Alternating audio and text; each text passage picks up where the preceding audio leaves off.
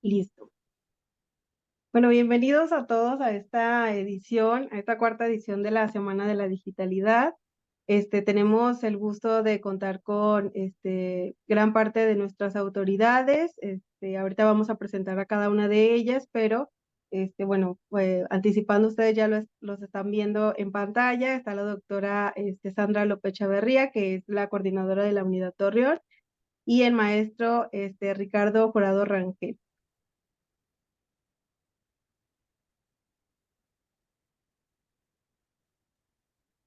Tal, buenas tardes. Ay, ¿qué pasó? Me sacó. ¿Usted está viendo?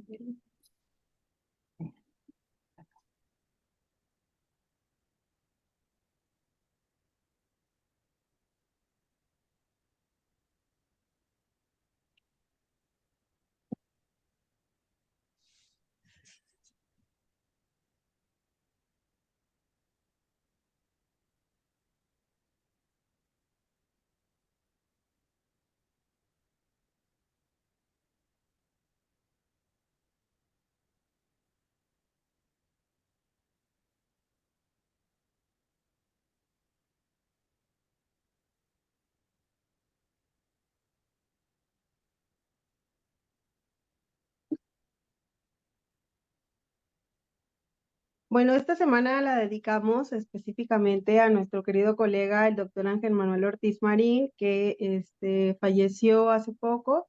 lamentablemente, y que, bueno, siempre estuvo comprometido con la difusión de las ideas, la divulgación específicamente del conocimiento y también de compartir con estudiantes, con la comunidad y la sociedad en general.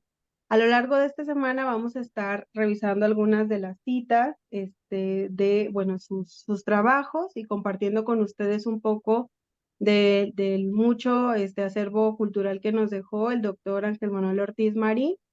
En esta cita, bueno, vamos a recordar uno de los textos que publicó con nosotros en la Universidad Autónoma de Coahuila, en un libro que se llama Agenda Sociodigital de la Campaña Presidencial de 2018. Y la cita dice así. Bueno, empieza con una pregunta en donde el autor se cuestiona cómo se caracteriza la política en México, por lo menos en los últimos 30 años, es decir, a partir de la considerada década perdida de los años 80. El historiador Lorenzo Meyer refiere que desde el inicio de esta etapa, el esquema económico neoliberal se le añadió la democratización, elecciones competidas, una real división de poderes, federalismo, transparencia, rendición de cuentas y combate a la corrupción. Por lo que el progreso a de la sociedad mexicana hacia el afianzamiento de la democracia no pasa esencialmente por lo económico, sino también en el nivel de confianza que se les confiere a las instituciones. Nos dice el autor que esto conlleva reflexionar sobre el gran reto que representa para la débil democracia mexicana el dar certeza a los ciudadanos de que viven en un sistema democrático y que los procesos electorales en los cuales participan reúnen las condiciones para asegurar esta condición, y lo cual permite estimular la participación democrática de la ciudadanía al momento de depositar su voto. Esto lo dice el doctor Ángel Manuel Ortiz Marín en 2019 en nuestro texto en la introducción de Agenda Sociodigital de la Campaña Presidencial de 2018. Está con nosotros, muy amablemente aceptó la invitación, dada su apretada agenda, pero siempre con el compromiso de acompañar, sobre todo, espacios de difusión de las ideas y de la divulgación del conocimiento, la doctora Sandra López Chavarría. Buenas tardes.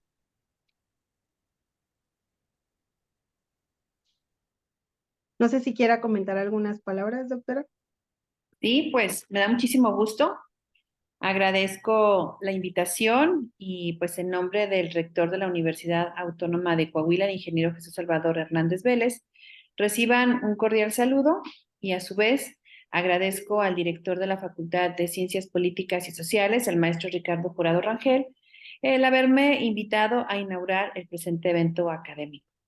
Y es un honor para mí dar la bienvenida a todas y todos ustedes a la cuarta semana de la digitalidad, un evento trascendental auspiciado por destacados observatorios de medios digitales de renombradas instituciones educativas como la Universidad Panamericana, la Universidad Intercontinental, la Universidad Complutense de Madrid y la Universidad Autónoma de Coahuila, quien tiene la distinción de dirigir estas actividades. En esta ocasión nos reunimos para explorar y difundir el conocimiento científico actual relacionado con investigaciones que abordan fenómenos vinculados al uso de Internet. Es un espacio donde convergen diversas disciplinas, desde las ciencias de la comunicación hasta la sociología y las ciencias políticas. El encuentro de estas disciplinas refleja la complejidad de los desafíos y las oportunidades que la digitalidad nos presenta en la actualidad.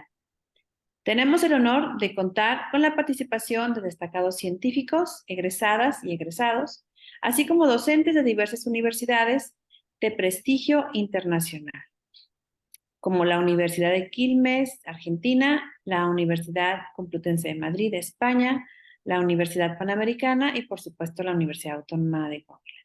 Este evento también destaca la colaboración y el intercambio de ideas entre jóvenes investigadores a través de dos paneles que nos brindarán la oportunidad de escuchar las experiencias de egresadas y egresados de nuestras universidades, quienes compartirán sus estudios y prácticas de comunicación política, tanto en el ámbito público como en el ámbito privado, especialmente enfocados en el cumplimiento y seguimiento de algunos objetivos de la Agenda 2030, incluida la reforma educativa de la Universidad Autónoma de Coahuila. A lo largo de esta semana esperamos fomentar el diálogo, el intercambio de ideas y la construcción colaborativa de conocimientos. La digitalidad no solo es un fenómeno técnico, sino un entorno que moldea nuestra sociedad, influye en nuestras instituciones y redefine la forma en que nos comunicamos y aprendemos el mundo, comprendemos el mundo. Entonces, pues agradezco a todas y todos los involucrados en la organización de este evento y a cada una y cada uno de ustedes por ser parte de esta cuarta semana de la digitalidad. Que este espacio sea un impulsor para nuevas conexiones, inspiración y descubrimientos en el fascinante mundo de la era digital. Muchísimas gracias. En el bien, fincamos el saber. Muchísimas gracias, doctora, por su presencia y también por siempre acompañarnos en este evento que, bueno, que tiene como fin, como bien mencionaba, contribuir también a la sociedad, ¿no? Y a la diversidad de las ideas. Así es. También nos acompaña, muchísimas gracias, doctor. El maestro, nuestro director, el maestro Ricardo Jurado Rangel.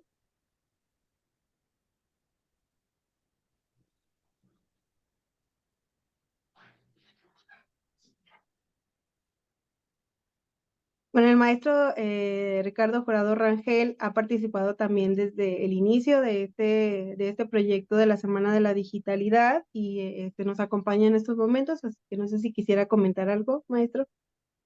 Claro, ¿me escuchan? Sí. Perfectamente. Buenas tardes. Pues quiero agradecer, por supuesto, doctora Sandra. Muchas gracias, insisto, por siempre estar y siempre apoyar, maestra. Muchas gracias. Eh, Quiero, pues por supuesto, agradecer a todos los amigos académicos, científicos de las universidades hermanas que están participando en esta cuarta semana de la digitalidad. Un evento que nació justo en el primer año, cuando recién entramos en pandemia, y que me mostró, la verdad, yo era en ese entonces secretario académico, que a pesar de que en un principio decía yo, bueno, ¿cuánta gente puede verlo? Lo cierto es que son cientos y a veces hasta miles de vistas que tienen este tipo de actividades. Tal vez no de manera sincrónica y presencial, pero se queda todo grabado en las redes y con el tiempo adquieren una profundidad y una importancia, una importancia sumamente relevante, ¿no? Y me parece que estamos solo viendo la punta del iceberg en lo que se refiere a medios digitales, los alcances que se tienen y las características de estos nuevos medios de comunicación. Ya se quedó atrás los medios tradicionales, la televisión, la radio, el cine, la prensa, han quedado superados y no supieron ni cómo, ni por dónde llegó esto de los medios digitales, ¿no? Con muchos fenómenos de comunicación muy, muy interesantes, algunos muy, muy positivos, la mayoría creo yo. La información, esta llamada era de la información. Quiero reconocer muchísimo el trabajo de la maestra Blanca Najayeli Gómez Aguilera. Sin su empuje, sin su capacidad, su amor por la comunicación, este evento no sería posible. Ella es la coordinadora de la carrera de la licenciatura en Ciencias de la Comunicación aquí en la Facultad de Ciencias Políticas. Y bueno, pues nuestros muchachos y muchachas están en buenas manos, ¿no? Con ella. Es alguien muy comprometida, y bueno, en esta cuarta semana de la digitalidad, pues yo espero que sea de provecho y que todos aprendamos a ver estas nuevas tecnologías desde el lado más amable y sacarles provecho. Muchas gracias a todas y todos por su apoyo y aquí estamos a la orden. Ciencias Políticas es su casa. Muchísimas gracias, director, por el apoyo siempre, por las generosas palabras y bueno, también en el trabajo en conjunto, ¿no? Que se valora constantemente. Así que bueno, le agradecemos también su tiempo y sus generosas palabras. Quiero también agradecer al expositor Martín Echeverría, gracias por su tiempo. Y también quiero saludar a la doctora Blanca Chong López, que nos acompaña aquí en la transmisión. Doctora, un abrazo, siempre un gusto saludarle.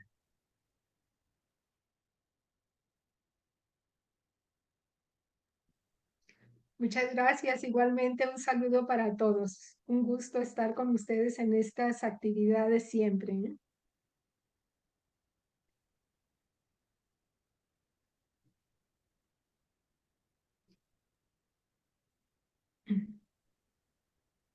Bien, muchísimas gracias, doctora, por participar. Aparte, ella es una gran colega de todos nosotros y también del conferencista que ahorita vamos en unos momentos a presentar, del doctor Martín Echeverría. Así que bueno, estamos muy complacidos con su tiempo y también con su generosidad.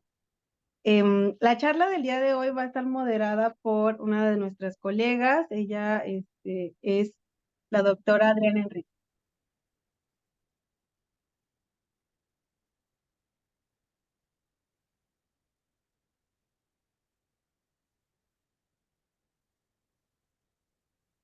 Antes de leer un poco de su semblanza, de la semblanza del doctor Martín, y cederle el micrófono ya a la doctora Adriana, voy a leer un poquito también quién es ella, para quienes tienen la fortuna de conocerlo, pues sabrán, pero quienes estén del otro lado de la pantalla en nuestra transmisión en Facebook y en YouTube, pues puedan también acceder a un poco de su trayectoria. La doctora Adriana del Carmen Enríquez Robledo es licenciada en Ciencias Políticas y Administración Pública por la Facultad de Ciencias Políticas y Sociales de la Universidad Autónoma de Coahuila. Tiene maestría en Administración por la Facultad de Administración y Comercio de la Universidad Autónoma de Coahuila y es candidata a la maestría en Desarrollo Regional por la Facultad de Ciencias Políticas y Sociales. Cuenta con un doctorado en Gerencia Pública y Política Social por la Universidad de Baja California, Campus Tepic. Trabajó en la Facultad de Ciencias Políticas y Sociales de la Universidad Autónoma de Coahuila desde 2004. Actualmente es maestra de tiempo completo y además es coordinadora de la licenciatura en Ciencias Políticas y Administración Pública desde el año 2002. En la actualidad trabaja 2 líneas de investigación con el cuerpo académico Sociedad, Comunicación y Cultura. Una es sobre políticas públicas y el problema del hidroarsenicismo en la comarca lagunera, y la otra línea de investigación está enfocada en el estudio de las políticas públicas orientadas a los adultos mayores desde un enfoque de los derechos humanos y sociales. Le damos un fuerte aplauso a la doctora Adriana Enríquez. Y le cedo el micrófono para que pueda presentarnos al maestro, al doctor Martín Echeverría.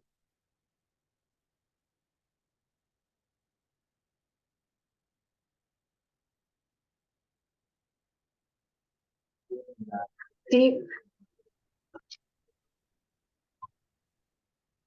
sí, buenas tardes. Es un honor trabajar participar en esta semana de la digitalidad para entender, es muy importante que entendamos la importancia de los nuevos medios de comunicación en el ámbito político. Y pues creo que esas innovaciones permiten que tanto maestros como alumnos nos vayamos familiarizando con con estas nuevas técnicas que realmente para muchos de nosotros serán realmente algo bien diferente, ¿no? Nuevo completamente, y es una sorpresa y todo así como que nos deja admirado todo lo que se puede hacer y el impacto que tiene en los jóvenes actualmente y principalmente en el aspecto político, cómo participan a través del internet, de las redes sociales y todas estas cosas, es muy interesante. Entonces me da mucho gusto que este tipo de actividades se estén realizando en la facultad. Bueno, permítanme presentar al doctor Martín Echeverría Victoria, que es nuestro conferencista del día de hoy. El doctor Martín Echeverría es investigador del Centro de Estudios en Comunicación Política de la Benemérita Universidad Autónoma de Puebla. Es doctor en Comunicación y Cultura por la Universidad de Sevilla en España y postdoctorado en la Universidad de Nuevo México, Estados Unidos. Es miembro del Sistema Nacional de Investigadores nivel 3. Su trabajo ha sido publicado en prestigiosas revistas internacionales, como International Journal of the Press Politics, también en el International Journal de Communication, así como el Journal Studies, así como en otras revistas latinoamericanas líderes. Ha publicado alrededor de 50 artículos científicos, 40 capítulos del libro y 18 libros editados o de autor. Es presidente de la sección de comunicación política de la International Association for Media and Communication Research.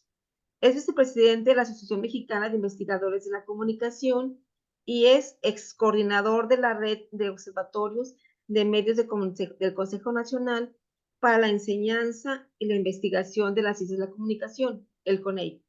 Sus últimos libros son Decidir en la era de la desinformación, Comunicación política y elecciones, del Tribunal Electoral del Sistema Judicial de la Federación, así como Political Entertainment and Post-Authoritarian Democracy, Humor and the Mexican Media, de la Routledge, Reino Unido, en 2003, y Media and Politics and Post-Authoritarian México, The Continuing Struggle for Democracy, de 2023, del Packard Macmillan, Reino Unido.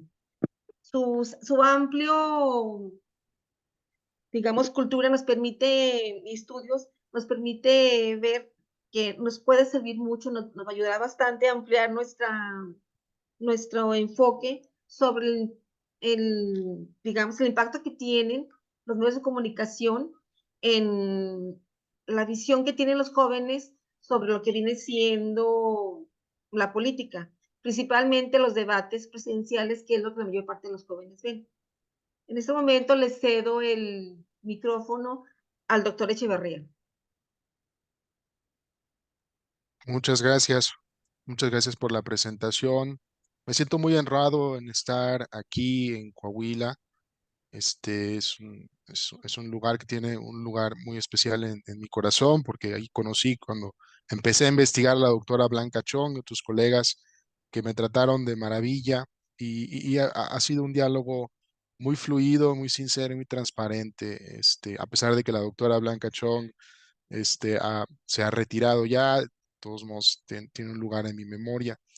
Y agradezco mucho a Nayeli y por supuesto a las autoridades también la invitación, la doctora Sandra López, el maestro Ricardo Jurado, por tenerme aquí, por invitarme a hablar de estas cuestiones. Estamos en épocas electorales, estamos ya, aunque se dice que son precampañas, pues son de pleno, de lleno campañas ya en forma. Y pues las aguas pues están agitadas en cuestión política. Este sexenio fue un sexenio muy politizado, a diferencia de los anteriores, y estas campañas están muy cerca de nosotros y nos están rodeando. Hay muchos acontecimientos, muchos mensajes, muchos giros, virajes, etcétera, que hacen que nos involucremos mucho. Y esta ponencia lo que quiere hacer es introducir el tema de lo digital, pero pensando a la comunicación política como parte de un ecosistema en general. Pensar que la televisión en este tipo de eventos como los debates presidenciales no ha muerto, es de hecho un eje muy importante de la comunicación política y de los eventos de campaña desde muchos puntos de vista, desde el punto de vista normativo, formativo, desde el punto de vista también del espectáculo, de la política, por supuesto. Pero, digamos, la televisión sigue ahí en ese tipo de eventos de manera muy fuerte, pero la presencia de las redes digitales, de Internet, ha cambiado el papel que tienen ese tipo de eventos, ha modificado en ocasiones las bondades o las ventajas, ha introducido problemas, ha introducido y multiplicado también beneficios, etcétera. Entonces, de lo que se trata un poco es de observar este tipo de eventos y cómo interactúan con las redes sociodigitales para tener dinámicas distintas a la que era únicamente la era de la televisión, que reinó durante mucho tiempo, y también intento demostrar cómo hay oportunidades interesantes a partir de eso. Entonces, si me permiten, voy a presentar, a ver.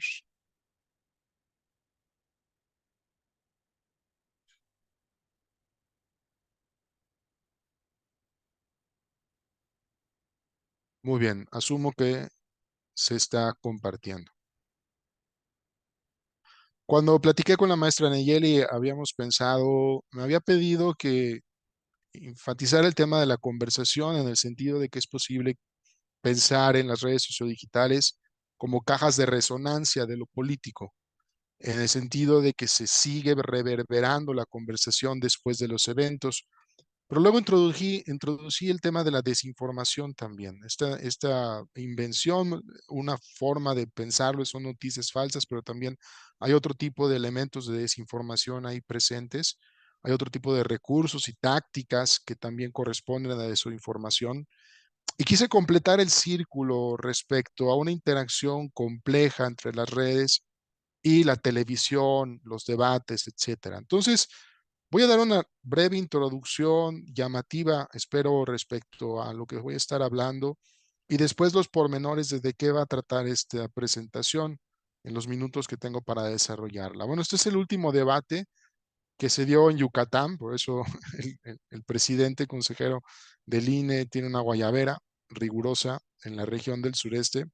Y están los 4 candidatos, si los recuerdan, fue un evento, los 3 debates fueron eventos muy publicitados, muy vistos, más que en las otras campañas electorales. Nuestra experiencia de debate históricamente es muy corta, apenas del 94, pero estos fueron de los eventos que tuvieron más resonancia y se divulgaron más y se promovieron más en esta elección. El otro dato es que también estuvo fuerte, bastante fuerte en Internet.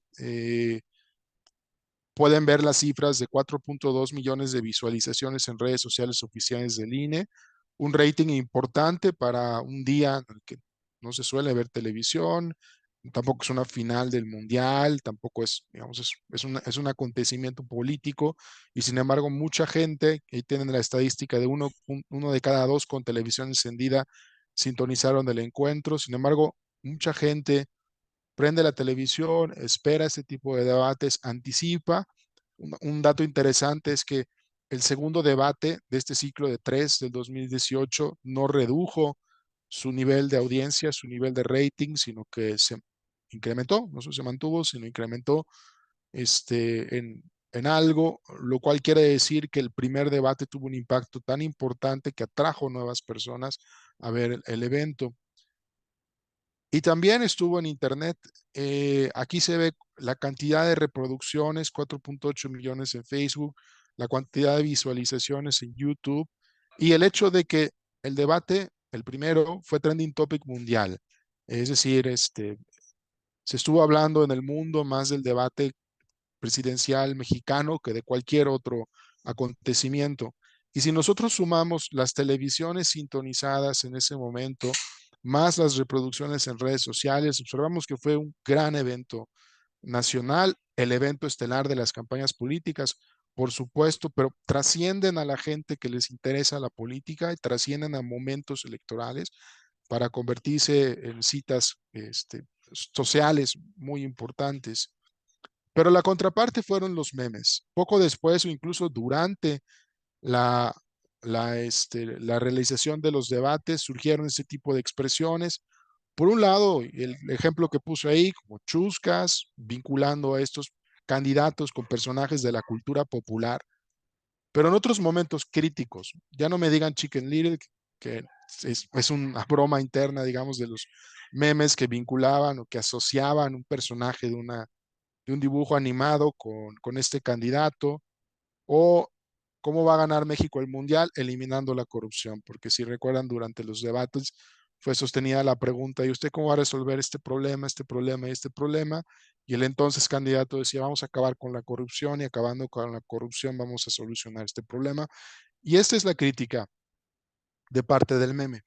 Aquí la pregunta, y luego lo voy a enfatizar más, es si estos memes son expresiones populares espontáneas del electorado que tiene un sentido del humor y que quiere compartir, o son operaciones estratégicas de parte de ciertos intereses, en este caso pudiera ser la oposición, pudieran ser potencias extranjeras, pudieran ser grupos minoritarios que lanzan campañas de memes, que tienen granjas de memes y que operan para intentar sedimentar este tipo de imágenes de una persona pues unidimensional en sus ideas de cómo atacar los problemas, únicamente la corrupción y la corrupción y la corrupción. Entonces, puede ser que hay expresiones populares que son como inocuas en este caso, pero expresiones humorísticas que pudieran ser más cercanas a la desinformación, sobre todo en el sentido de que esto no es falso, pero humorísticamente sí está intentando dañar uno de los atributos del entonces candidato. Tenemos entonces un paquete importante de características en cuanto a los debates como eventos televisados y en cuanto a las redes como eventos que recogen lo que se dijo en los debates y a veces lo modifican, lo multiplican, lo difunden para bien y para mal. Primero es un acontecimiento político televisivo muy importante, el más importante, de nuevo, el evento estelar de una campaña electoral. Es un acontecimiento político digital. Incluso muchas personas que no ven la televisión y que no vieron en su momento la televisión recuerdan el debate porque lo vieron en memes y era casi memes y lo vieron en internet de alguna forma y era casi imposible evadir el tema de los debates en los días en que se emitieron. Entonces también existen en buena medida como un acontecimiento digital, no solo en el ámbito de la televisión. Dispara interacciones, eso es muy importante y luego lo vamos a ver, pero también dispara desinformación. Y esto nos pone frente a un ecosistema digital ambivalente desde el punto de vista político, que al mismo tiempo tiene el enorme potencial de difundir, de hacer que la gente se enganche, de compartir, de estimular el diálogo, de estimular la deliberación entre los ciudadanos, pero al mismo tiempo la desinformación, el engaño, la mentira, entonces este tipo de expresiones que no ayudan a deliberar y que incluso pueden introducir toxicidad, prejuicio, radicalización en la esfera pública. Bien, ¿de qué va a tratar esta conferencia? Primero, hablar de los debates como un evento mediático. Y ahí en este concepto quiero fincar la importancia. Más allá de la cantidad de personas que lo ven, tiene una significación incluso antropológica mucho más fuerte. Segundo, los debates como un evento democrático, independientemente de ser un evento mediático, es un evento político en el buen sentido de la palabra de la política, como forma de convivir, estar juntos. Tres, reacciones al debate en el espacio digital, conversación, pero también otro tipo de interacciones. Cuatro, reacciones desinformativas en el espacio digital. Y la conclusión, ambivalencia de las redes en los eventos democráticos. De esto voy a hablar en los siguientes 15 minutos, creo que me quedan. Los debates como evento mediático. El concepto de evento mediático fue acuñado por Diane y Katz en 1989. Ellos venían de la sociología de la religión y estaban observando cómo ciertos acontecimientos importantes en las naciones, incluso globales, atraían la atención de muchísimas personas, pero servían sobre todo en un sentido ritual, tenían una función de confirmar las adhesiones de estas personas a sus creencias, a sus comunidades, etcétera. La metáfora que van dibujando alrededor de la televisión y que esta se manejó mucho durante los años 80 y los principios de los 90 es esta fogata en donde se reunía la tribu a escuchar historias sobre su propia tribu, de fundación de su tribu, etcétera. Y esta reunión, esta convivencia era también una fuente de identidad, de reconfirmación de su identidad, de adhesión, de comunión entre las personas. Y luego Diane y Katz se pasan a la religión más explícitamente. Como estos eventos, aquí pongo una misa católica, pero también pudieran ser otro tipo de eventos religiosos, como estos eventos en realidad no están informando a la gente de muchas cosas, sino están confirmando las convicciones, están uniendo alrededor de las creencias, están haciendo crecer la fe, cohesionando la comunidad, etcétera. Hay funciones importantes que no son evidentemente informativas, son más de comunión. Esta visión de la comunicación como algo que ayuda a hacer comunión, no tanto que ayuda a informar y mucho menos a manipular, etcétera.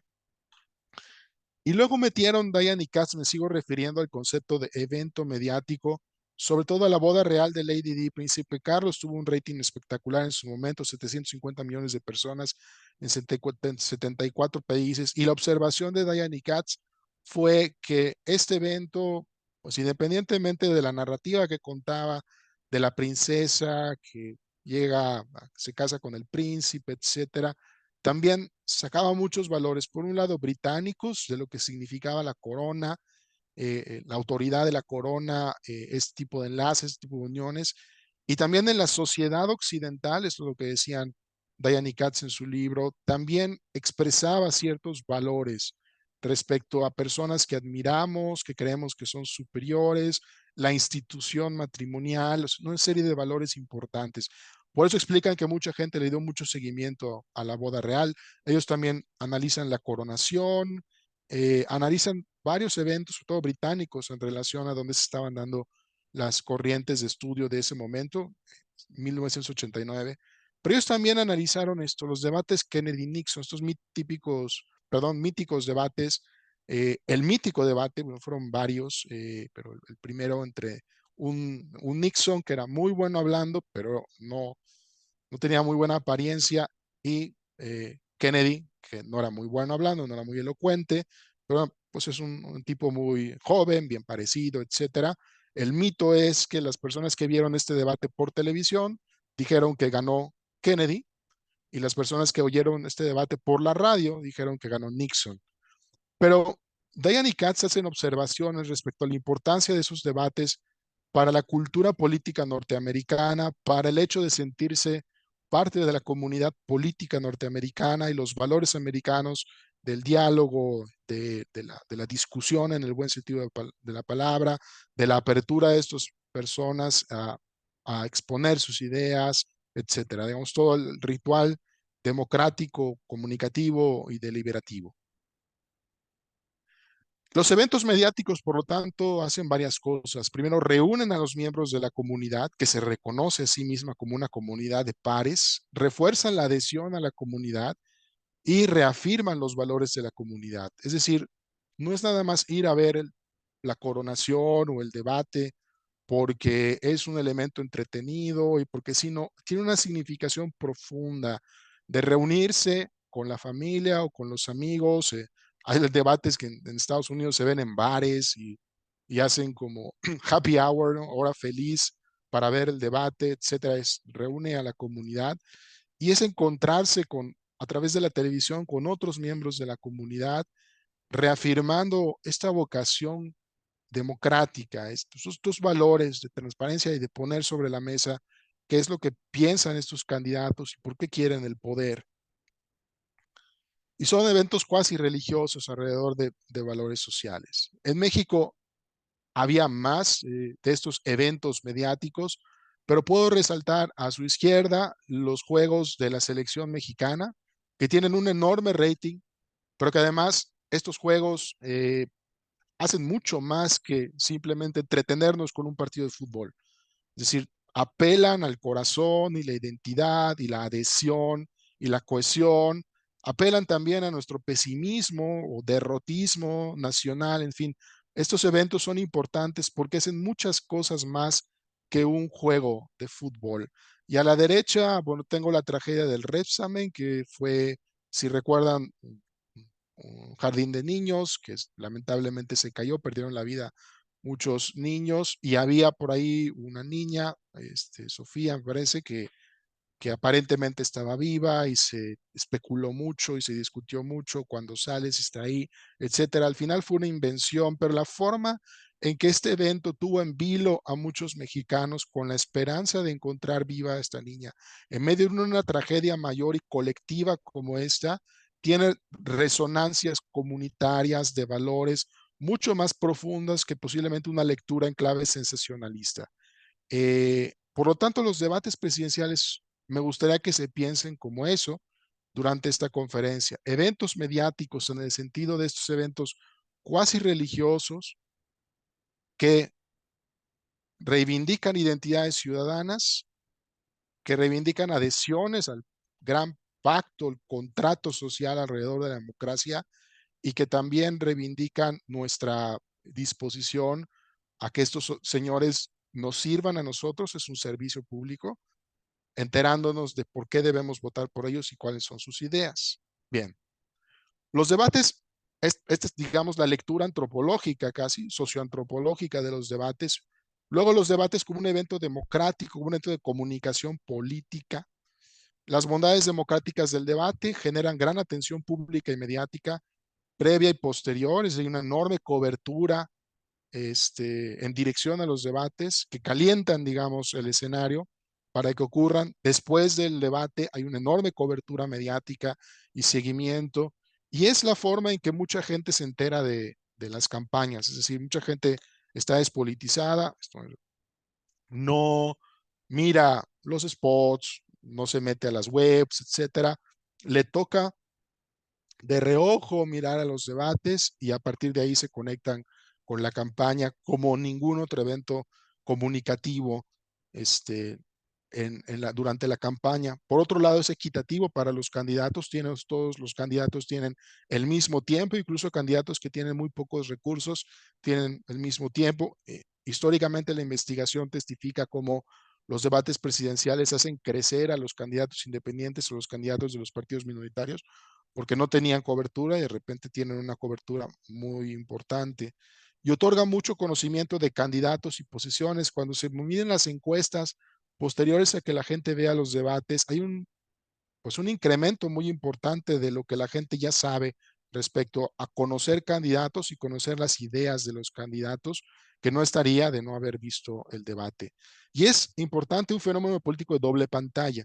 Hay una parte del electorado que mientras está mirando el debate, está tuiteando o está comentando en Facebook o está mandando WhatsApp. Y esto lo vuelve un fenómeno muy interactivo y muy social, no solo en el sentido de que podemos estar con la familia o con los amigos en la sala de la casa, sino que también podemos estar dialogando con otras personas. No es la mayoría de los ciudadanos, pero es una buena parte ejerce doble pantalla. Por lo que se ve, por lo tanto, las bondades democráticas del debate son muchas y es pues toda una institución democrática, política, que las democracias avanzadas preservan. Toda América Latina ha tenido debates, para hablar de América Latina, interrumpidos, por supuesto, sobre todo en la sombra de las dictaduras, pero las democracias avanzadas tienen debates y son parte de los rituales democráticos. ¿Cuáles son las reacciones al debate en el espacio digital? Y aquí me muevo a la parte digital, para ver cómo está interactuando y cómo al mismo tiempo el espacio digital, las redes sociodigitales son un espacio de caja de resonancia, pero también son un espacio en donde se involucran personas que no estaban involucradas ni en los debates y luego ni en la política. Primero, y centro mucho la discusión en el problema de la difusión, cómo los debates, cómo las redes sociodigitales, independientemente de que generen o no interacciones, sí que son una segunda ventana en donde pasan los debates y tienen mayor resonancia a partir de eso. Es curioso que a nivel de televisores es 1.2 millones, no, perdón, 12 millones del primer debate, y en comparación con esto, 4.8 millones de reproducciones en Facebook y 885,000 visualizaciones en YouTube. Esta es una medición bastante aproximada, digamos, porque sabemos que reproducir no es ver el debate completamente, pero sí que lo que observamos es que además de la caja de televisión o además de la pantalla conectada a la señal de aire, tenemos en el Internet reproducciones también de los debates. Esto es también para otros países en donde aprovechan la ventana de los debates. Entonces, en las redes sociales se miran los debates independientemente de que se comenten, se comparten, se interactúe, etcétera. Tan solo esa parte, esa dimensión de difusión me parece muy importante. Pero por el otro lado hay también elementos de interacción. Aquí puse unas cifras, me permití traer unas investigaciones de Estados Unidos, que es donde está más desarrollado esto. En México no está tan desarrollado. Y lo que vemos es cómo en la campaña, que fue muy estudiada, Clinton-Trump, las campañas en general en Estados Unidos son estudiadas, pero la de Clinton-Trump fue muy estudiada respecto al elemento digital, porque lo que estamos viendo es que no solamente hay una consulta, me centro en el primer debate, hay una consulta, una reacción en Internet al debate, sino que hay interacciones, es decir, acciones mutuas o recíprocas. Y observen cómo las interacciones son bastante elevadas en comparación con las simples vistas, digamos, o visitas. Y eso se repite en el segundo debate y eso también se confirma en el tercer debate. Es decir, los debates generan mucha interacción y también generan una explosión, digamos, de reacciones y de comentarios, de acción o de participación, en este caso participación ciudadana en línea. Lo que vemos aquí es un debate, bueno, son dos debates, el del republicano, GOP debate y presidential debate, el debate general, amplio. Y observamos cómo conforme pasa el tiempo, se disparan estas tweets, digamos, por minutos. La velocidad de tuiteo es importante. Conforme pasa el tiempo va bajando, obviamente, y va desapareciendo. Pero en lo que me quiero centrar es en la observación de cómo, previo al inicio del debate, esto está prácticamente muerto. O sea, bueno, no muerto, sino que Twitter es un lugar bastante normal de conversación y la forma en que el debate detona la conversación me parece muy importante y muy impresionante. Hay, fíjense en el elemento verde, hay una parte de tweets nativos, digamos, y hay una parte de retweets también, que son reproducciones de esto. E incluso uno puede pensar, bueno, aquello que se retuitea y que se comenta en realidad pertenece a la esfera de lo escandaloso, cuando un candidato insulta al otro, lo humilla, etcétera. No es así. Aquí lo que se comprueba es que durante el debate, estos son los debates Rodney-Obama en el 2012, tenemos picos de interacción en Twitter de elementos de política pública. El azul son elementos de política pública, seguridad, salud, pensiones, etcétera. Y tenemos también algunos cuantos picos de elementos controversiales cuando hay ataques, sobre todo hacia el contrincante. Pero observamos que evidentemente hay picos en elementos controversiales porque la gente se puede sentir afectada o herida o lastimada en su identidad política o en aquel candidato que la persona apoya, pero no es mayor que los elementos de política pública, que son también fuertes. Esto quiere decir que esta cifra no está llena de reacciones iracundas, toda la toxicidad que de repente observamos en Internet y toda la toxicidad de la que nos quejamos. Bueno, es que las redes sociales están llenas de esta cosa, de la ira de la gente y del acoso y del troleo.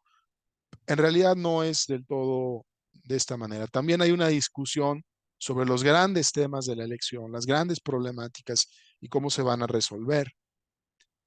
De todas maneras, sí hay elementos eh, que reproducen algunos elementos negativos de las redes sociales, pero sobre todo reproducen elementos de nuestra cultura política, de las culturas políticas de los distintos países. Aquí puse una gráfica de los debates Obama-Romney de 2012, en donde observamos que una buena parte de las reacciones en Facebook son negativas, tanto para Obama como para Romney, y en Twitter también son negativas, tanto para Obama como para Romney.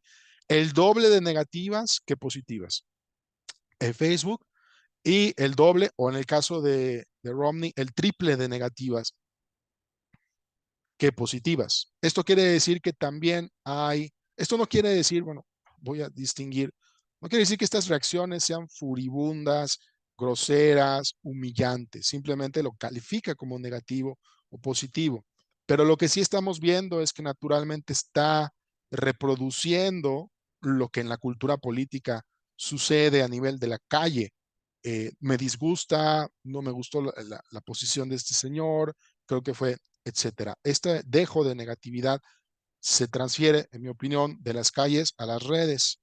Y otro elemento también son las cuestiones que son compartidas. Esto me pareció muy interesante porque esos son los comentarios que se dieron en ese mismo debate de 2012 y observamos, sobre todo, me gustaría que la observación se centre en Twitter y en Facebook, cómo hay muchos elementos que están pronunciándose a favor o en contra de los candidatos, pero el otro elemento que se comparte mucho son bromas y en última instancia compartir información.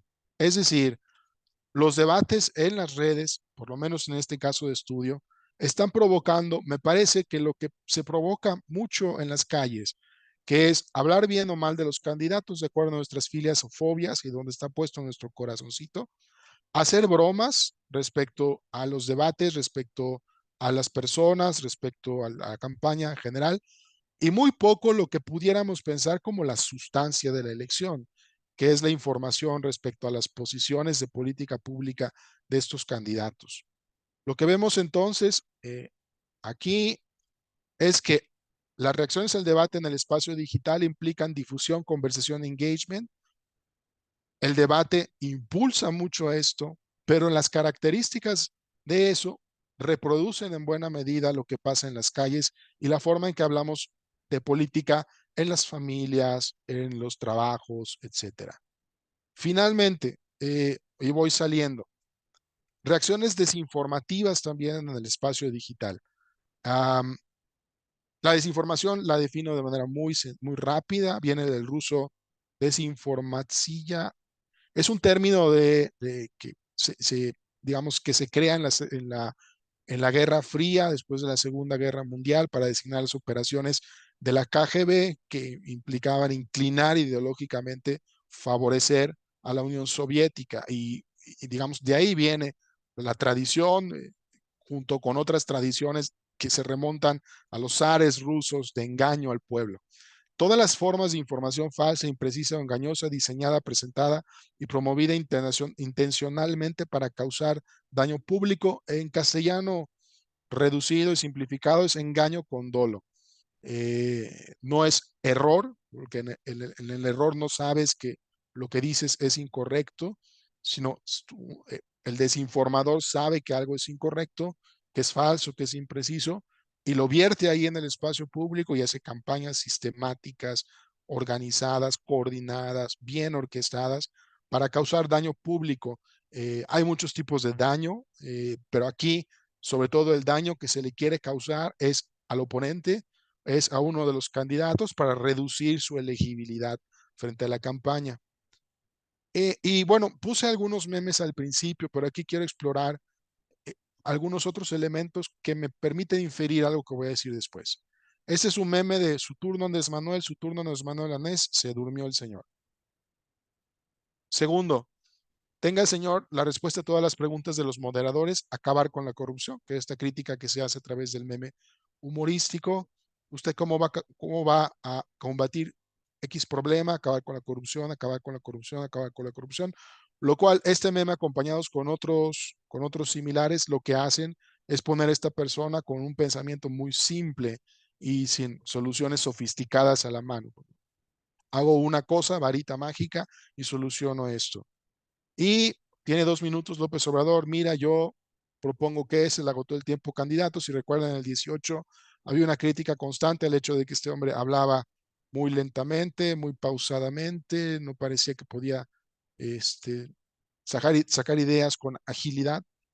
Y me parece que estos 3 elementos, pueden ustedes estar de acuerdo o no, pero me parece que estos 3 elementos no necesariamente son expresiones espontáneas de la cultura popular sobre López Obrador, sino que pudieran ser campañas perfectamente orquestadas, sofisticadas, organizadas, coordinadas, grandes y constantes e incesantes bombardeos de este tipo de información para dañar la reputación de este candidato y para hacerlo menos elegible.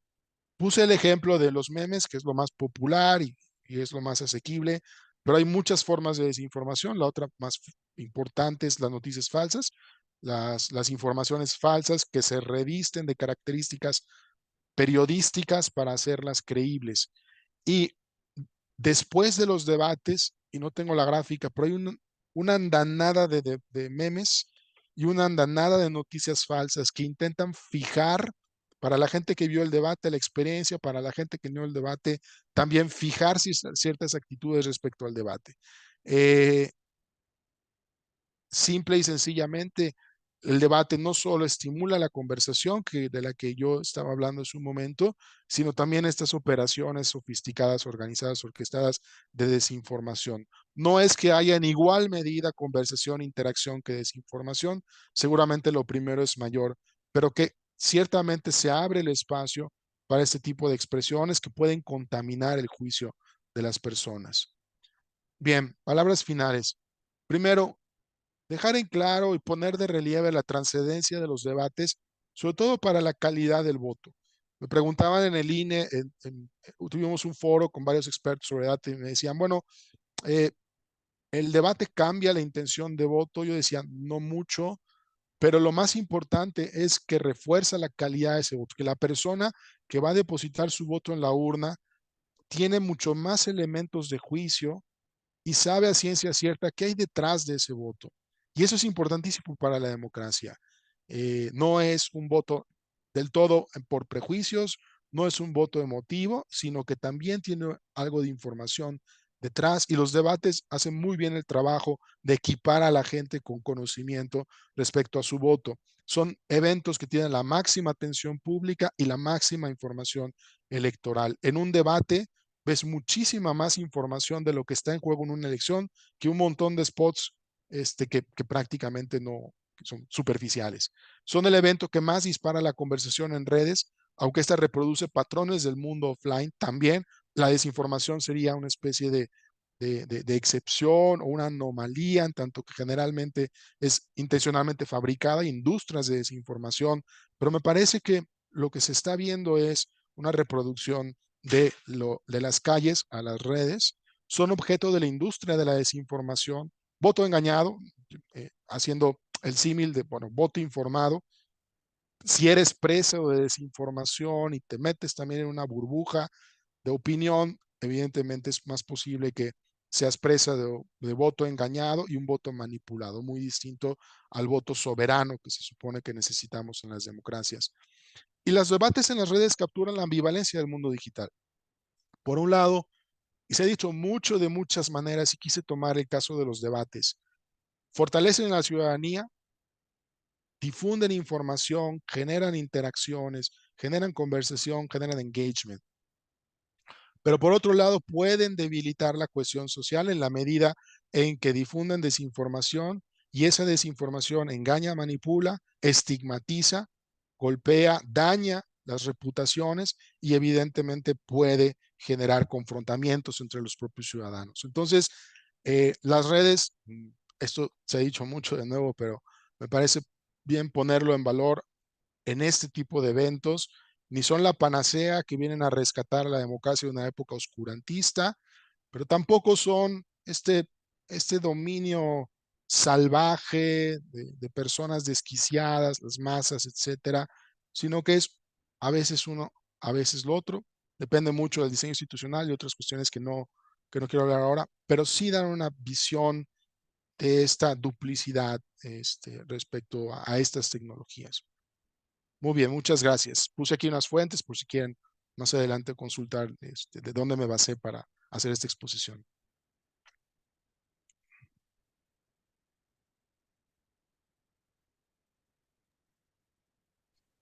Muchísimas gracias, doctor Martín. La verdad, siempre es un placer escucharlo. No sé si la doctora Adriana quiere comentar algo. Pues nada más que me pareció súper interesante el análisis que hace sobre el debate, porque es cierto que el debate a lo mejor no modifica el voto de las personas que ya pensaban, que tenían un candidato, ¿no? Pero sí hay mucha gente que no tenía que todavía no se inclinaba hacia nadie, como que sí les permite ir viendo como la personalidad y después la desinformación, cuando sacan de contexto algunos puntos del debate, es muy importante porque sí se usa mucho por ejemplo, los memes, y como hay gente que sí se lo cree, y es una cosa que si analizas el debate está sacado completamente fuera de contexto, ¿no?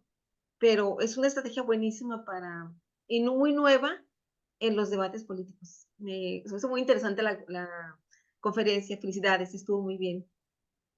Sí, gracias. Sí, doctor, bueno, a mí la verdad me pareció muy interesante. Nosotros también en los datos que tenemos con Big Data sabemos que los debates, generan mucha conversación y algo que a mí me llama bastante la atención del tema de los debates es que propician como una especie de juego, ¿no? O sea, es un juego televisivo al final. Y creo que hay aquí una situación interesante entre esto de ver quién ganó el debate o quién perdió el debate. Ahora el más reciente bueno, de las elecciones más recientes, además de las de Coahuila, bueno, que yo estaba monitoreando de manera asidua fue, bueno, en Argentina el balotaje, ¿no? Massa versus Milei. Y muchos de ellos, pues, justo hablaban de quién ganó el debate, ¿no? O sea, y los medios también incitaban esto de si ganó Massa, si ganó Milei, pero como una especie de juego, ¿no? Que creo que en ese juego también se incentiva pues ya discursivamente en la polémica, la búsqueda de la conversación, ¿no? O sea, es decir, el debate no funciona tanto como como un espacio de informativo, sino más bien un espacio, como un espectáculo, vaya, en donde al final alguien tiene que ganar y alguien tiene que perder, ¿no? Y en esto que señalas bueno, quién toma, digamos, cómo los sujetos, ¿no? que consumen las audiencias, cómo reafirman sus posicionamientos, pues un poco y en muchas ocasiones de manera más ciega. Me pareció muy interesante lo de la religión, la verdad yo no lo había visto de esa manera. Entonces, no sé si quisieras comentar algo al respecto. Y bueno, otra pregunta, no sé si quieres que te la diga ya o, o me espero. Em, Sí, sí, adelante, adelante.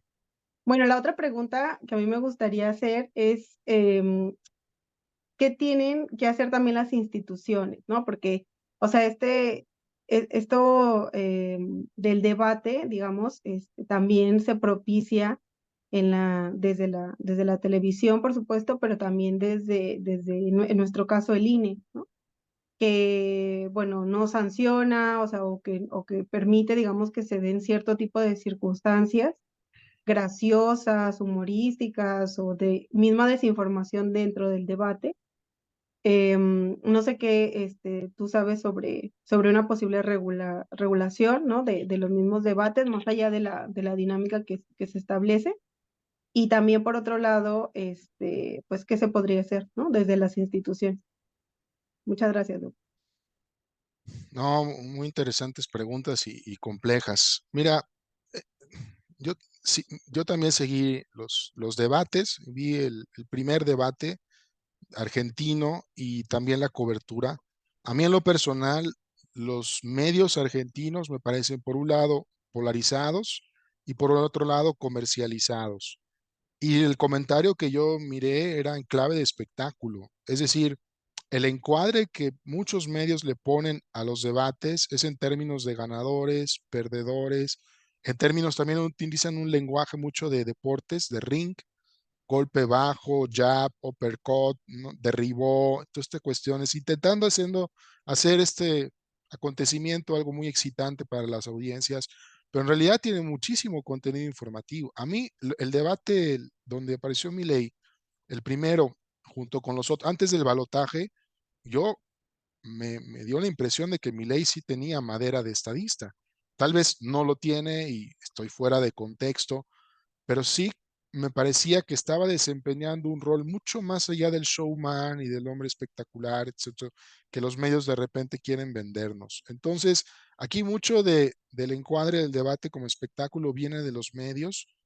En México menos, eso lo he estudiado y afortunadamente prevalecen muchos valores profesionales que el periodismo guarda al cubrir este tipo de cuestiones, pero sí, sí me parece que hay que estar un poquito alertas de los intentos de espectacularización que hay, como si el valor principal de un debate fuera que es eh, una pelea de lucha libre o de box en realidad es mucho más profundo que eso.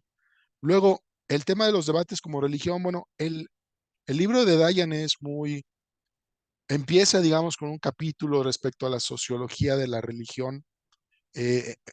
Empieza preguntándose cómo es que la televisión, en su momento, estamos hablando del 89, definitivamente de otra era, pero sí creo que la pregunta es pertinente ahora porque mucha gente ve televisión, más gente que lo que la academia reconoce, y esto me incluyo. De repente pensamos que la televisión ya murió y en realidad está ahí, como la radio sigue siendo muy importante para moldear la opinión pública y para dinamizar a la sociedad, pero simplemente como se inventó hace mucho tiempo ya lo perdimos de vista.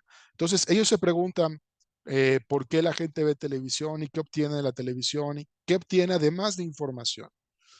Y están pensando y hacen una especie de paralelismo justo entre una misa y estos grandes espectáculos, ¿no? En donde no, no es que te vayas a enterar de nada, es un tema muy emocional, es un tema de fe en el sentido de las creencias que están en juego, de la conexión con la multitud, de la comunión con los demás, en fin, esa es una línea muy bonita de estudio que creo que se ha abandonado y que sería muy interesante recuperar, por lo menos para este tipo de estudios. Bueno, el tema de la regulación, por un lado, la regulación de los debates creo que en nuestro país está bastante lograda, es decir, en otros países los medios de comunicación son los que ponen las reglas, o en otros países la sociedad civil, en otros países los partidos políticos. Y cuando eso sucede, hay distorsiones y los debates se encuadran de determinada manera que conviene a los intereses de los medios para hacerlos muchos más espectaculares, o a los políticos para hacerlos cuadrados, acartonados y todo bajo control por los políticos. Y aquí afortunadamente es el instituto, que es parcial y que combina periodistas, políticos, ciudadanos, etcétera. Eh, lo, puede haber comportamientos de incivilidad, de majaderías, groserías durante el debate, pero creo que el costo para los políticos es importante. La otra pregunta sobre la regulación es de desinformación. Eh, ¿Por qué seguimos viendo desinformación? ¿Por qué no se le exige a las plataformas, por ejemplo, bajar toda esa información? ¿Por qué no? Como en Alemania, por ejemplo, cuando circula discursos de odio, la autoridad le obliga a Facebook bajar y denunciar a las personas que emiten esos discursos de odio. Yo creo que hay una enorme responsabilidad, una cuenta pendiente de parte de la autoridad para regular cuestiones de desinformación, pero lamentablemente como ellos son los principales usuarios y beneficiarios de la desinformación política, va a tener que haber muchísima presión social para que cedan y regulen. Bueno, ahora le cedemos la palabra al maestro jurado para no sé si una pregunta o una participación. Adelante, maestro. Hola, ¿qué tal? Doctor Echeverría, excelente, muchas gracias por la exposición. Yo pienso que el debate, por supuesto, adquiere tintes dramáticos. El drama siempre es importante para generar interés. Ahora que en México el año que entra tenemos elecciones presidenciales, muchos consideran que el mes de diciembre nadie se interesa en política. Nuestros políticos saldrán 2, 3 veces haciendo actos dramáticos, repartiendo regalos, no sé, de Reyes, de Santa Claus. Y luego mencionaba la maestra Nayeli el papel de las instituciones. Yo creo que al menos de las universidades, nuestra responsabilidad es generar interés, pero no a partir del drama, sino a partir de cosas mucho más profundas. Eh, yo me parece que no, quisiera preguntarle, doctor, la importancia de que existan estos debates precisamente para generar el interés de la sociedad en estos temas importantes, tema político, de quién nos gobierna. ¿Y qué otros mecanismos usted ve que se deberían de instaurar, además del debate, para poder desarrollar una mayor atención por parte de la ciudadanía? Muchas gracias.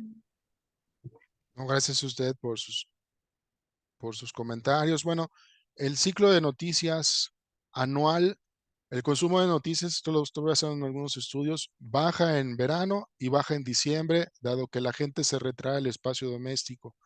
Entonces, típicamente, los ratings, las lectorías, los clics, etcétera, bajan en esos 2 momentos. Y bueno, todos nosotros, ¿no? Tenemos la agenda social repleta, ¿no? De aquí a Guadalupe Reyes, de compromisos mucho más personales que, que públicos, digamos, en la cuestión pública. Es importantísimo los debates porque hay una premisa en la fábrica de nuestras democracias que se supone que los ciudadanos tenemos la responsabilidad de ejercer un voto informado. Tenemos la responsabilidad de ir a las urnas equipados a conciencia de por qué estamos votando, porque en la medida en que lo sepamos, primero atendemos mejor nuestros intereses y somos responsables frente a la sociedad, porque estamos tomando una decisión que tiene repercusiones públicas y tenemos que saber qué decisión estamos tomando. La provisión de información y conocimiento en relación a esto que acaba de decir es fundamental. Si como ciudadanos estamos comprometidos a ejercer un voto informado, entonces los medios de comunicación, el sistema político nos ha de proveer información para que cumplamos este compromiso a cabalidad. Entonces, los debates son un elemento muy importante, aprovechan todas las bondades que dije de la televisión, ahora aprovechan las bondades de las redes sociales. Y respecto a cómo estimular el interés de la gente por el conocimiento político, que creo que ese es el corazón de la pregunta que me hizo hace un momento. eh, por un lado, podría haber otros mecanismos. Un libro justo sobre deliberación, dice que debería haber un feriado nacional. En Estados Unidos viene esa propuesta, un feriado nacional en donde hagamos reuniones y discutamos nuestros problemas locales y nacionales y le entreguemos propuestas. Pero creo que ese tipo de intervenciones están bien. Lo crucial es socializar a los chicos, a los jóvenes en la política, educarlos desde muy pequeños para que estén atentos, para que traduzcan sus problemas en términos políticos, problemas estructurales, problemas políticos. Y también la escuela creo que puede entrar en mucho a socializar y eso implica la responsabilidad de los ciudadanos.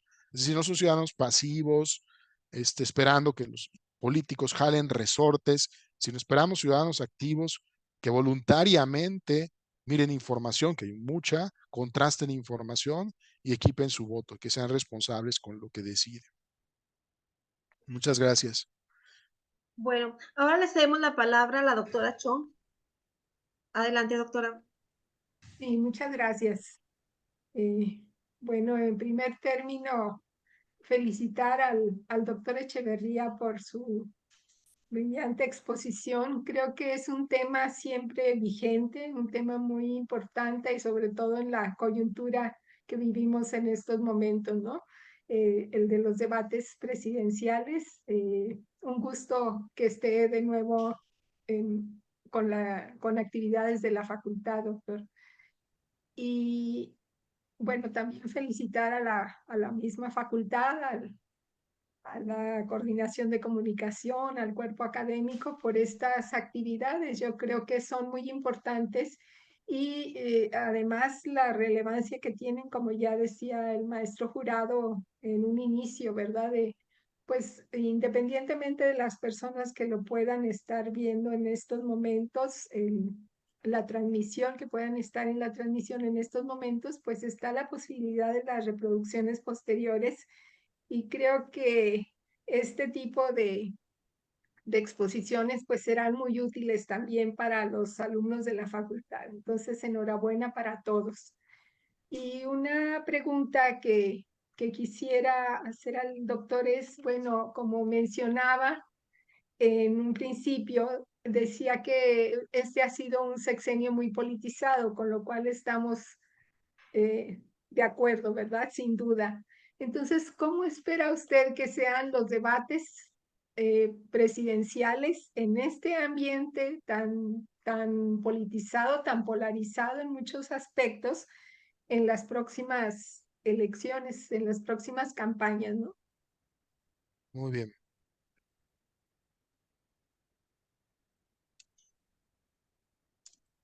Muy bien. Me da mucho gusto saludar a la doctora Blanca. ¿no? Es un abrazo digital así, grandote y muy sentido. Gracias.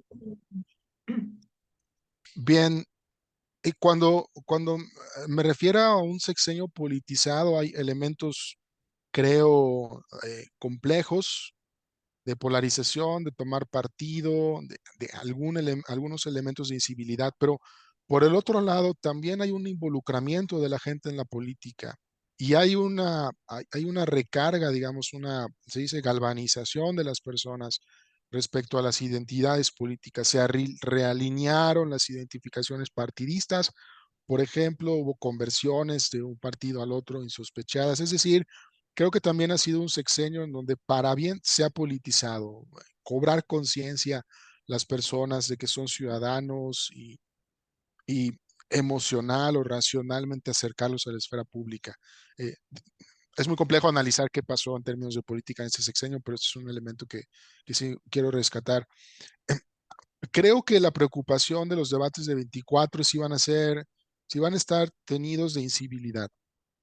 El debate Trump-Hillary Clinton y el debate Trump-Joe Biden, terminé con náuseas, porque Trump era un hombre que no dejaba hablar al otro, que callaba al otro, que menospreciaba al otro, y era muy difícil ver esos debates. Fue muy, muy desgastante.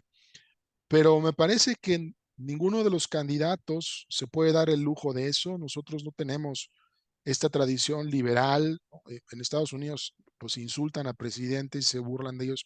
Aquí me parece que culturalmente no tenemos ese chip. Y por el otro, ninguno de los candidatos llega con tal capital político que se puede dar el lujo de comportarse y hacer un papelón en los debates. Lo pudo haber hecho Andrés Manuel. De hecho, hubo pues sí, algunos roces o algunas caricaturizaciones durante el debate. Tenía 18 años haciendo campaña, pero no hay las condiciones en esta ocasión para que alguien tire un golpe fuerte y resista al boomerang que se le puede dar en el sentido de que la gente desapruebe esta exhibición tan incivil. Entonces, creo que van a comportar siendo mujeres. Creo que también puede haber digamos, porque típicamente esto lo traigo de otros estudios, no se piensa, no se asocia a las mujeres con la agresividad, al contrario. Y creo que en 24, siendo un debate, una campaña de mujeres, creo que la agresividad no estaría tan presente, ya sea porque lo deciden las candidatas o porque deciden que no quieren romper los estereotipos o las creencias sociales. Entonces, no veo un escenario de incivilidad en los debates. Bueno, no, pues muchas gracias. Un No, gusto gracias a escucharlo usted. como siempre. Y un abrazo de regreso. Un abrazo.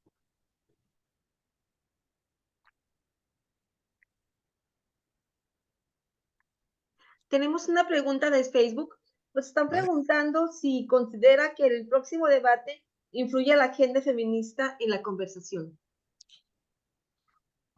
No, tiene que hacerlo.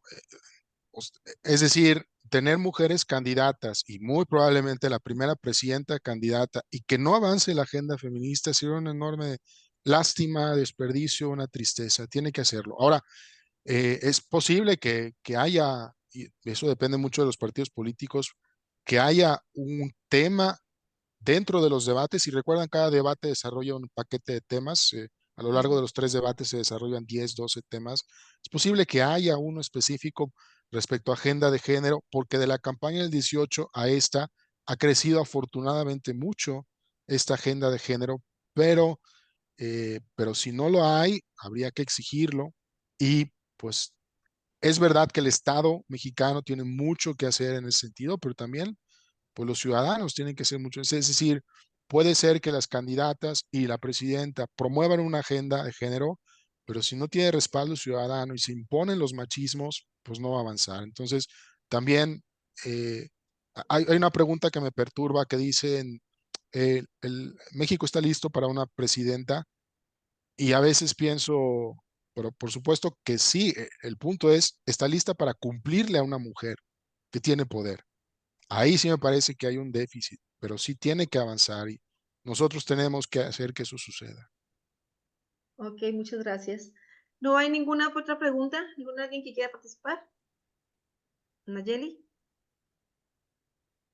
No, pues en realidad, a mí me llama la atención, bueno, por las mediciones que vamos haciendo con respecto a la conversación en torno a temas feministas, que al menos en el caso de Facebook, la conversación tiende a polarizarse más en las efemérides, ¿no? O sea, por llamarlo de alguna forma, es decir, en los días específicos donde se celebra Claro.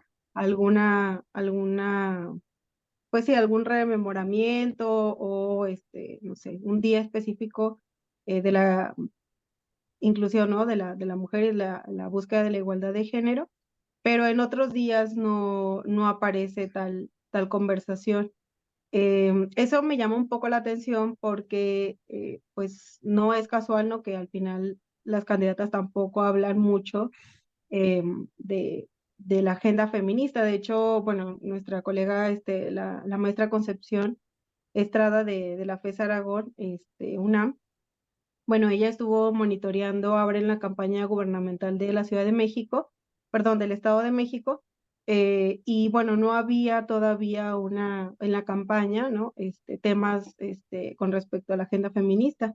De hecho, solamente se hacían alegorías a que o sea, que son mujeres, que tienen familia, ¿no? O sea, como todo lo contrario, digamos, Claro. de lo que busca la agenda ciudadana.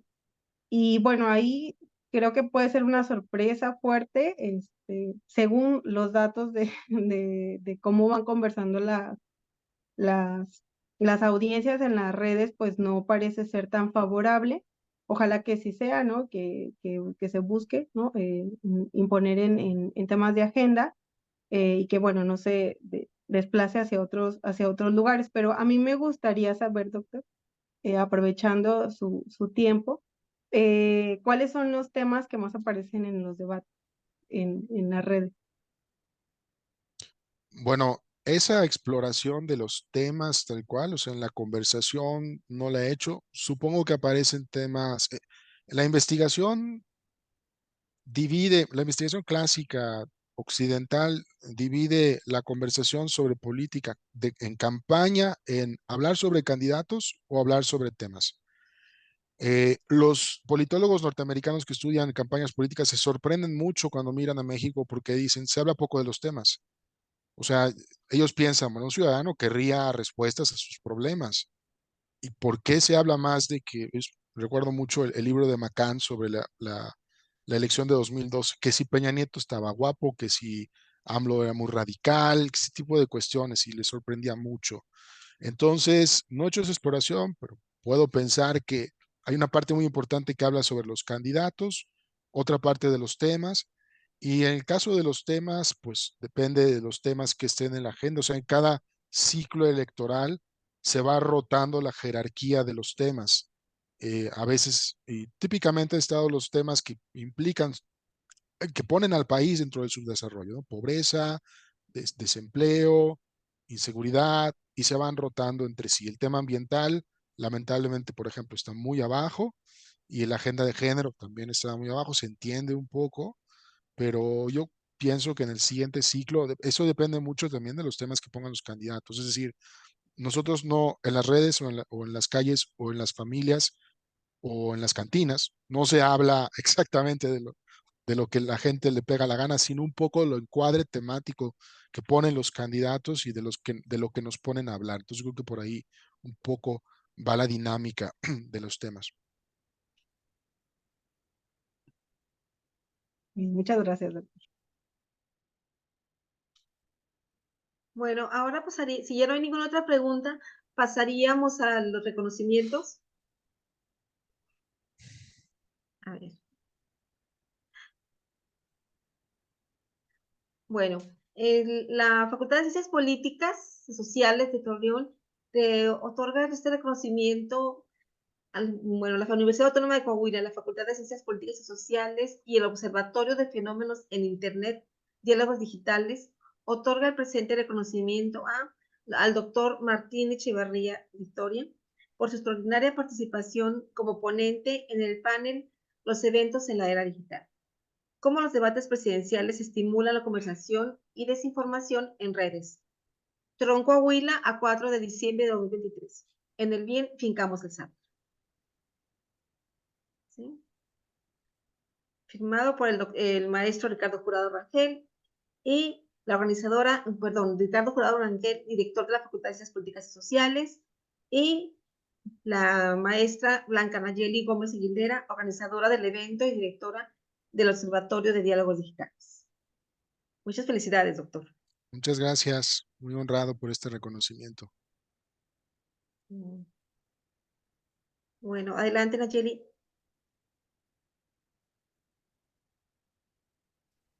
Bien, me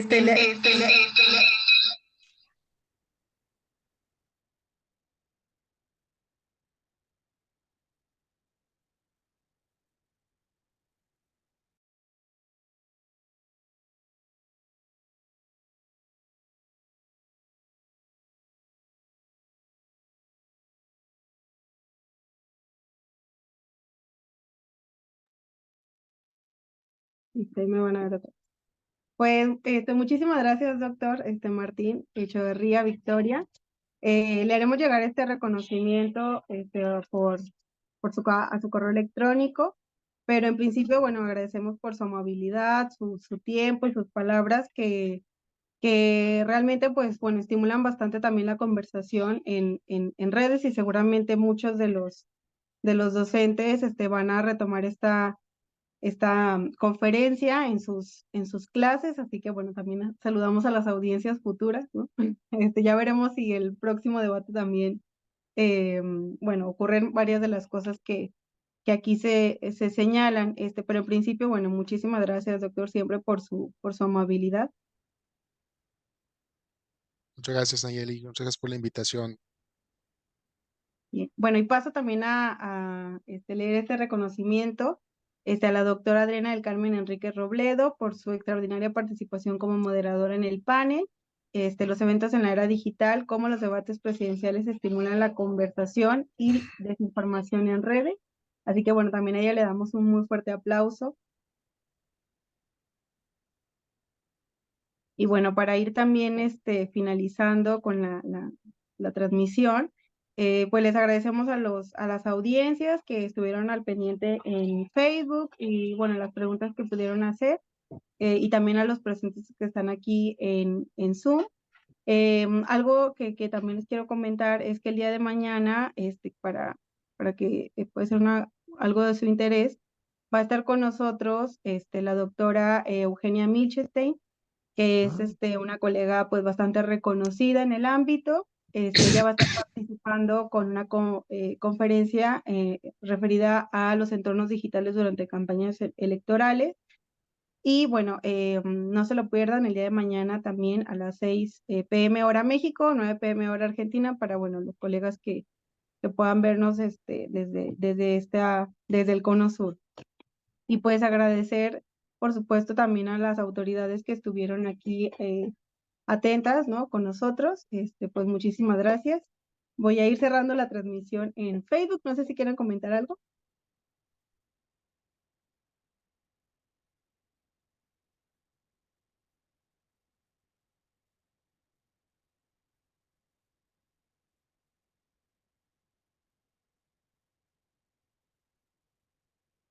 Bien, bueno, pues en estos momentos voy a dejar de transmitir en Facebook y voy a guardar la grabación para subirla a